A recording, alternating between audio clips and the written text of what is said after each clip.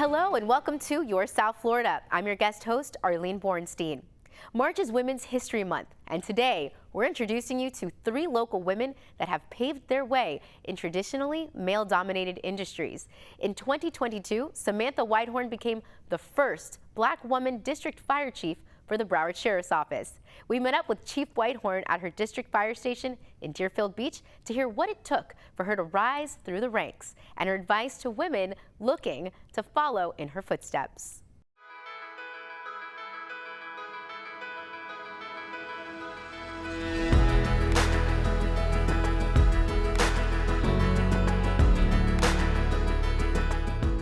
Welcome to Fire Station 102. This is our movie theater. This is where all the magic happens. The magic? Yes. This is our staff personnel daily, our Battalion Chief Williamson, my fearless leader. Hi, how are you? We solve world problems right here. My career began in fire back in 1998, where I met an individual that was in the fire service, and I asked the question, do you think I could do this? And his response to me was, no. And I asked, well, why? He said, because you're female and you're Black. Now, I'm not sure the reason he said that, but it motivated me to go after the career. I knew nothing about it. Coming from the islands, we don't have a fire department like this, like in this country. But it motivated me to pursue and see what it had to offer. I was raised in Jamaica. I was raised by a farmer, Roy Whitehorn, and my mother, Rosemary Thorney, who was a housewife and eventually became a secretary. But my dad instilled in me the value of hard work. Being on the farm, I had to get up each morning before going to school and do whatever chores he assigned to me, and that's how I made my allowance. It instilled in me completing a task each day. And on my mom, there are things that she would make me do before leaving the house, such as making my bed, saying my prayers, and those things carried through life for me, and I do them still to this day, and I complete things. At least I get something completed as soon as I get out of bed. So my mom and my dad are the ones that really instilled the values that made me who I am today. I started my career in the city of Deerfield Beach, who welcomed me, thank God, in 2000. July 10th of 2000, I started here. It was then Deerfield Beach Fire Rescue. We merged with BSO in 2011. As a firefighter entry level, I had no idea what I was getting into. Again, someone told me I couldn't do it. It's not like I always desired to do that, but I rose to the challenge. And after coming here, the warmth, the welcome, and the support that I received, I said, I have to follow through. And so in 2006, I became a lieutenant, which was my first promotion. I was a lieutenant since 2006 to 2022, when I was promoted to district fire chief. This is the living areas. This station, we have daily 11 operation on duty, but we can upstaff a total of 25 in the event we have a catastrophic event such as a hurricane or whatever incident may happen. So we could upstaff to 25 personnel. In 2008, I was in a horrific accident where I broke my femur, multiple bones, was hospitalized for 3 days, and I thought to myself, well, if this becomes the end of my career as a firefighter, then what? So I had to have a backup plan. Thank God I was able to overcome the injuries and return back to full duty 5 months later. But in the meantime, I pursued becoming a nurse. And after becoming a nurse, I liked it so much, I wanted to take it a step further. Then I became a nurse practitioner years later. About a few months ago, a gentleman stopped me in the hallway. He had his 2 little girls with him. And he took the time to say, hey girls, I want you to meet the fire chief. And not only is she the fire chief, she's also a nurse practitioner. And the fact that he looked at me as someone that he wants his young girls to look up to say, hey, you can achieve whatever it is that you set out to be, it tells me that I made the right choice. It tells me that I'm where I need to be. It tells me that I'm following the path that was meant for me. I do not view being a female in the firefighters measuring up to a man, because the standards, the industry standards, are not set for a man. They're set for anyone who can pass them, meet the requirements, have the certification, and get it hired. So no, I will not look at myself that I need to measure up to a man. No, I need to be able to perform the job duties and responsibilities of a firefighter. And clearly, I met the criteria because I was hired. So this is the Bay Area. We have a air compressor. The gym is on the second floor. Extra hose and nozzles that we may need. These are the 2 engines. Being the district chief is not just making sure that the men and women have what they need to go out to serve the community to the best of their abilities. It's relationships that I build with the electives, the city manager, the city staff. It's managing a rather large budget. It's dynamic, it's complex, but I love it. I would say the most difficult part of my job is making sure I'm doing the right thing for the men and women. Because I make those decisions, I'm a part of that decision. I want to make sure I'm doing what's right, what's safe, what's ethical, what's moral, and also for the community. When I reflect, starting in this city 24 years ago as a firefighter, to know that I'm the district chief today, it humbles me. I'm very happy and proud to be in the position to be able to provide for the men and women to go out to do the awesome job that they do every day and to serve the citizens, because they deserve the best. It's important for me to share my story with younger girls because I want them to know that, yes, life has obstacles and challenges, but with hard work, dedication, and your commitment, there isn't anything you cannot overcome. And my story's not just for girls, it's for anyone who faces a challenge. Go after it, be diligent, commit yourself, and don't let anything or anyone stop you, because it can be achieved, and I'm living proof of that.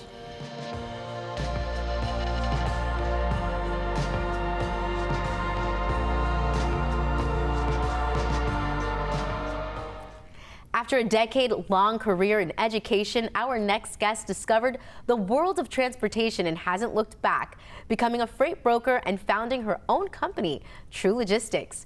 Trudy Ives, thank you so much for being here. Thank you so much for having me. So you took a leap. You were a teacher for almost a decade, and then you threw that away in the best way to follow your heart, your dream, a gut feeling you had. Tell us about that.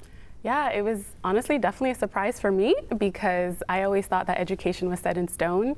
I had amazing teachers when I was in high school, Mr. Hubbs, Miss Tobin, Mr. Marafini, I can still remember. And I wanted to emulate that. And I had wonderful experiences in the classroom, and I created bonds with my students, and it was absolutely amazing. But timing in life is everything. Yeah, I always had transportation somewhere in my life, right? My uncle was a tractor trailer driver in Jamaica. And up here he owned a trucking company, a towing company.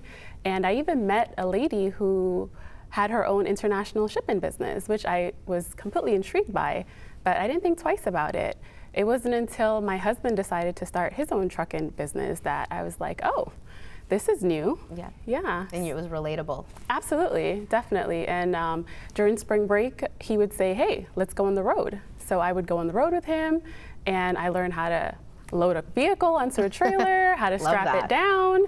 And I loved it so much that I actually got my CDL, which is my commercial driver's license. So I can actually drive those tractor trailers if I wanted to. Yeah. So it was definitely a wonderful experience, but I gravitated more towards the logistics side, which is behind the scenes. And that's how I started my business. And I can't think of a more male-dominated industry than, freight brokering and truck driving and things of that nature, because you don't hear about women behind the wheel or even having anything to do with that industry. So tell me more about what exactly does a freight broker do? Yeah, so a freight broker is essentially like the middleman, or in my case, the middlewoman. So we basically arrange transportation for shippers. So we just help them ship their goods from point A to point B. A lot of people don't think about it, but your groceries, right? Your clothes that you wear, those are being transported in vehicles and in tractor trailers. And in my case, we specialize in transporting autos. Right, so only auto transport. Correct. What does your clientele look like? Is it high end, or is it just anybody who might need a ride? They're moving, or something, you know? Yeah, there's definitely a range. So we work with dealers, we work with snowbirds, we work with people who are purchasing vehicles from the auto auctions. So it could be local, it could be throughout the United States. And a lot of our clients are local movers or people that are moving from one state to the next. And when you're moving, there's just so much going on that you don't want to be bothered with driving from state to state. And so we just pick their vehicles up and deliver it. So it's one less thing for them to worry about. And I could just sit here and imagine all the potential challenges you faced in this male-dominated industry, starting a business, you had never started one before, being a teacher. What were the challenges that you had to sort of figure out? Yeah, there were definitely some challenges I had to navigate. The first thing was letting my family know that I was leaving teaching to start a business.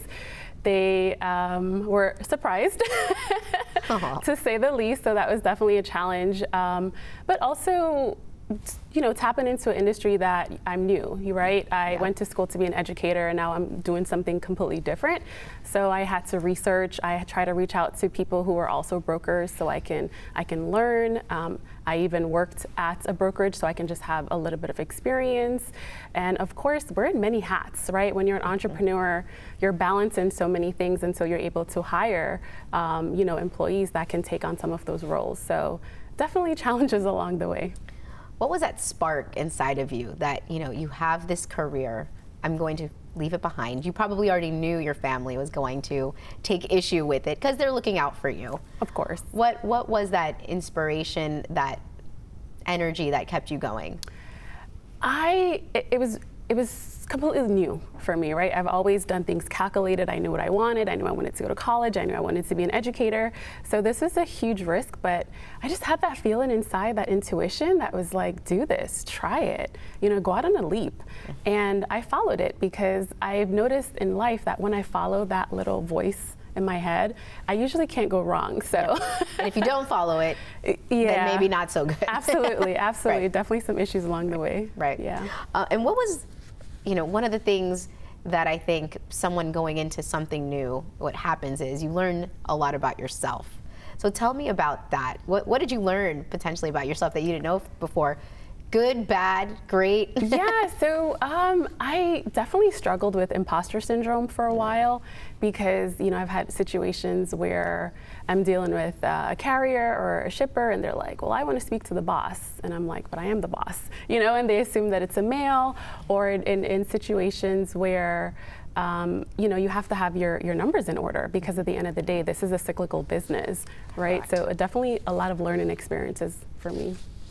Well, who's your biggest cheerleader, right? Everyone needs one. Yes, without a doubt, that's my husband. Aww. From the day I told him I was like, I really like this broker thing. I love working with people. I have a passion for helping people.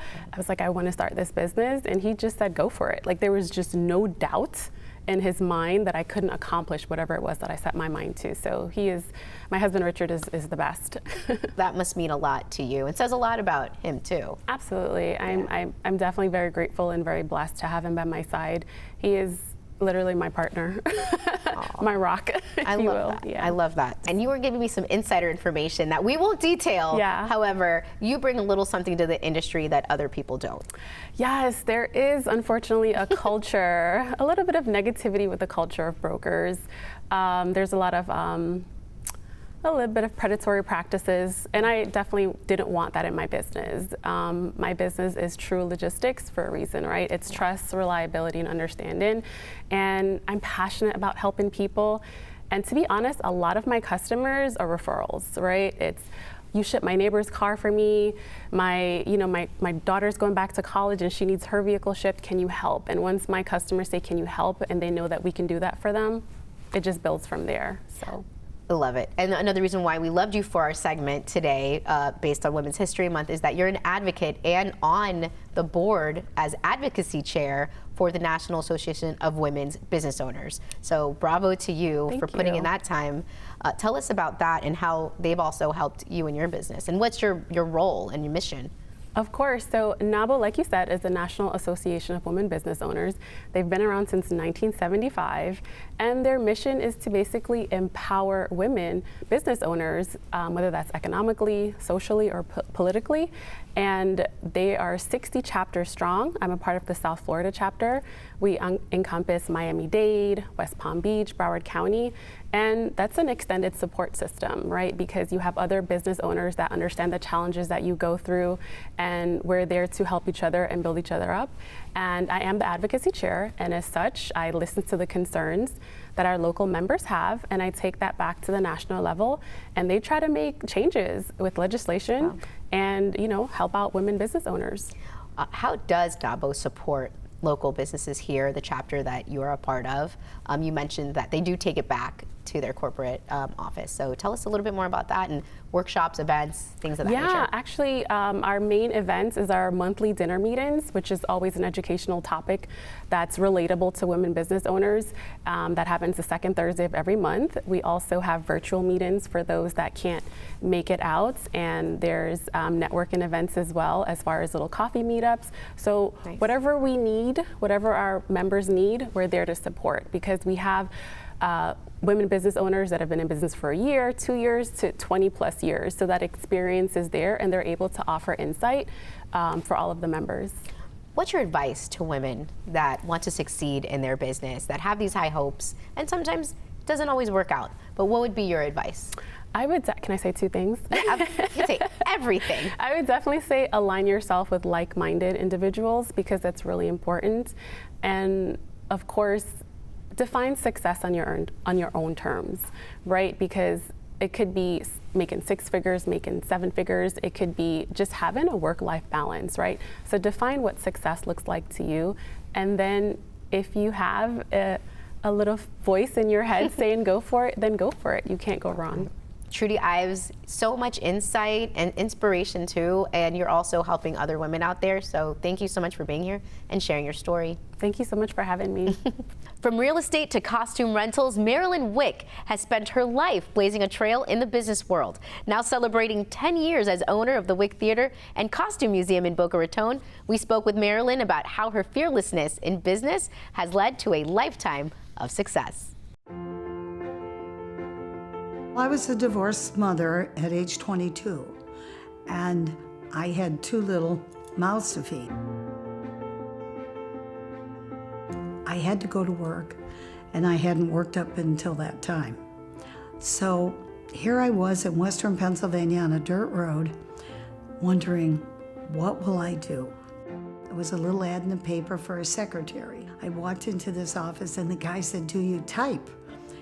And I lied, I could type my name. I said yes. He said, "Well, I just want someone here to answer the phones." So I was there for a couple months. It was a real estate office. It was a one-man show. He gave me the real estate book, and he said, "Why don't you take your license?" Within 10 days, I passed the test, and now I'm selling real estate. And I wasn't making a penny. So one day I opened the paper, and there it was an ad, Sales Consultants of Atlanta. I walked in, and the girl said, "We don't need a secretary." And I said, "Oh, I came here for the sales consultants. We only hire men." So I went in the restroom, I wrote a check for $2,500 that was going to bounce, handed her that check, and I said, "Do you think someone would see me now?" She looked at the check, jumped up off her seat. I got an interview. So the guy, when I walked in, he gave me back the check. He said, "Well, that was a clever thing to do to get in the door. I've never had anybody said they wouldn't hire a woman. Why?" He said, "Well, we only sell men's products here. Do you think you could sell tires? What kind of tire do you have on your car?" I said, "Oh, I know the tire on my car." He said, "Well, maybe I can get you in for a few job interviews." And overnight, I was the only woman working for Reliable Tire Company, and that really made me feel good because it opened the door for so many young women. When I was doing all those in those places where men didn't want women, I never had a problem. I mean, once they saw I was a real worker and that I would really do my share, men accepted me. And I think it was because of my work ethic. I was always striving to do better, and I wanted to make money, and I was making a great living then. But it made me grow up. I was pretty brave, though. I will admit I was scared a lot. I said, God, I hope I can make it here, you know, because you go out there to sell and then you don't sell anything. I came here in 1972, and I swore I would not sell real estate. I realized that I was a nervous wreck all the time because I was so worried that I had no control over my finances. And I realized as a single parent, as the breadwinner, I was going to have to be making some reasonable money. The girls were getting older, they needed more things. My girls came home from school one day and said, Mom, you gotta bake some cookies. We gotta have a fabulous bazaar. We're in charge of a booth and we've gotta fix the booth up at the holiday and make money for the school. So my housekeeper at the time said, you know, in England, we all dressed in beautiful costumes and we would have a bazaar. I said, well, let's call it a costume shop and rent a Santa suit. Well, there was no costume shops. There was no Santa suit. So sure enough, we made the suit. I'll put a little ad in the paper, in the Boca News, and I said, we can rent the suits out for $25 and you kids can make money for Christmas. Well, I was hooked. I had more fun than they did. I said, maybe we'll make a little costume shop this summer and I'll move my cleaning stuff back. It was on Powerline Road. And we'll just open a little store for the holiday. Well, we did that. I bought some retail products. We had like a handful of costumes, and that's how Costume World started. Cats, very famous Broadway production. Pretty soon I was going around the country buying up old costume houses. And I have to tell you, it was so much fun. We made them all into Costume World stores. And before I knew it, I had 5 stores. We have one facility in Pompano Beach, Florida, on Powerline Road. It was going to be the theatrical division, but we turned it into a museum. Because in 2005, I bought the oldest costume house in New York City. Then all of a sudden, the Caudrell Theater came up for sale and they went under. And it took us about 6 months. We gutted the building and we all worked as a family to get it open. Everybody committed to help, and we finally got the place open. And we are so proud of it because it's such a treasure for the community. Just beautiful, 42nd Street, the Dame's Number, the original Broadway works, and the revival. Aren't they gorgeous? We keep adding on, so now we have 150 original Broadway works in our collection. We wanted to make it an incredible experience for people, to take our collections and our knowledge of design and share it in this building so that it would be maybe a theater of back when you would go to the theater in New York and there were more places when you got out of the theater to sit down and enjoy yourself. That's why we started to do the cabarets. So if I was to describe the theater to someone, you would never be happier than when you leave, because you're about to see and have an experience in an elegant place that shows you so many different things. And we took every piece of our collection and shared it with people here. And I think that's the most enjoyable part of it. We put on first-class Broadway shows, we hire stars, and it really makes an absolute incredible experience for the audience that is in such an intimate setting. There's only 350 seats. There's not one bad seat in the place, and you feel that you really are involved in what is happening on the stage. And I think that's why this theater is such a treasure to the community. We have the Immersive Museum now. I said, let's gut this place and let's make a different experience for people. I'm a risk taker. I wouldn't be absolutely nowhere in my life today if I hadn't taken risks. And I want to say to every young child, every young girl, that has a dream, she can do that dream if she sticks with it. I feel like I made it because I never gave up. There were many moments when I wanted to throw the towel in, but I said, tomorrow will be better. I've got to push through. I mean, I've really gone through a lot of obstacles to make all of this happen.